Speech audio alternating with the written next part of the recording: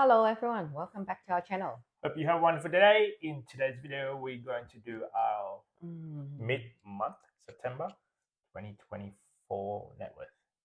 Why is suddenly a bit more frequent? It's because we're supposed to be doing it like at the end of the month, and then somehow we forgot on one of the month. Oh, did we? Yeah, and then it went like the end of August. Oh, and wow. then like okay then, and then mid what is it, in the beginning of September. Mm. So I'm trying to make it frequently enough so that way it's like okay, we're supposed to do it on the first day of the month. Yes, we're supposed to. Supposed to. So in order for that to catch up, so that way you don't see the giant gap. Anyway, that's just my thought process. Yep. To try to, I guess, to see how you actually fluctuate. No, because there are a lot of changes within a month. Sometimes Sundays. in 2 weeks it went down a lot, and then by the end of the month it normally catch it up back to flat. So I think it was last month or in the beginning of September where actually the market goes down badly, and then from there is it's going back up again. Yep. And right now, I think as of right now, we are at the highest. Yeah. Cool. Let's anyway, go. So on the first, based on my previous video, on the 1st of September, our raise account was at 36,900. But as of yesterday, when the market closed, it was at 37,000 flat. And then went up $400 just in 2 weeks. Yep. But bear in mind, we did not put any extra capital in these accounts at all. No. Well, or no, not at all. No, not over the 2 weeks. Okay. So next is Vanguard. Yep. 1st of September, it was 286 and 200. And then in mid of September, it was 288 and 700. So it was a profit of about $2,500. We didn't put $2,500 on this account. No, we did not. So, Comtech Pocket, it was at 19,600. Unfortunately, didn't change at all. It must be going up and down every day. Yeah. And same scenario for Comsec. Yep. Right. Comsec, like security. So it was 132, 400, and then 2 weeks later, it's the same. So anyway, thanks to Vanguard, the products we have invested, it went up for 200. It's 2,500. So for the 2 weeks, we up for 2,600. So creeping up there. So that is kind of our goal, to take it out every 2 weeks. So our aim is to withdraw, let's say 1,000 a week. Something that we wanted in our long-term goal. So our aim is doing the 4% rule, the understanding what that would mean, and in order for us to have sustainable, let's say, expenses. Yeah, just the bare minimum, the essential, pay up the bill.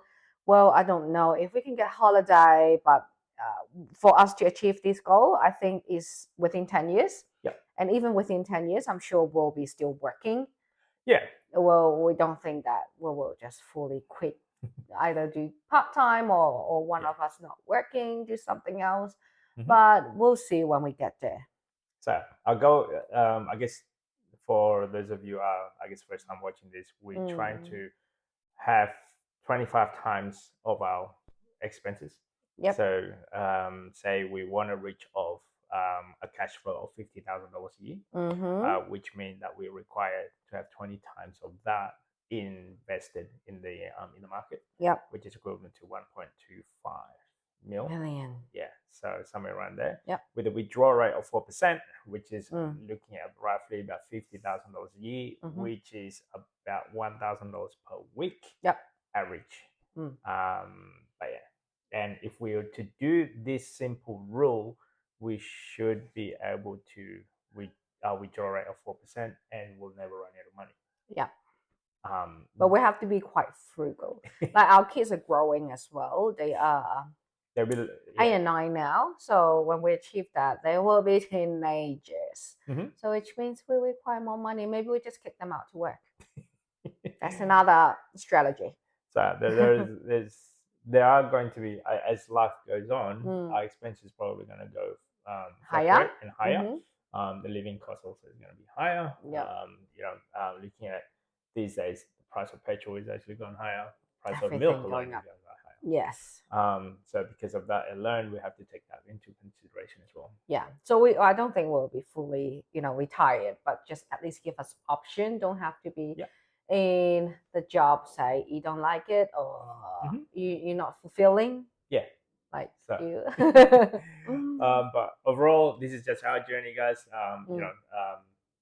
What we learn as we go as well. Like for example, there's a fork in the road, I guess, with our emergency fund.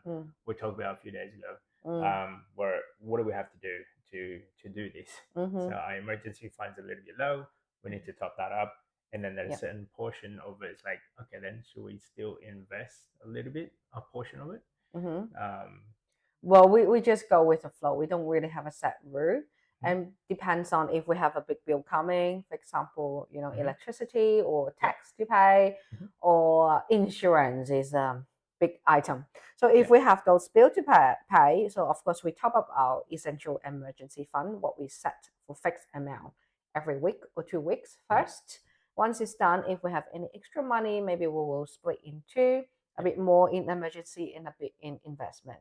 If we have bills, then maybe that all this money go into to pay for the bill first. Right.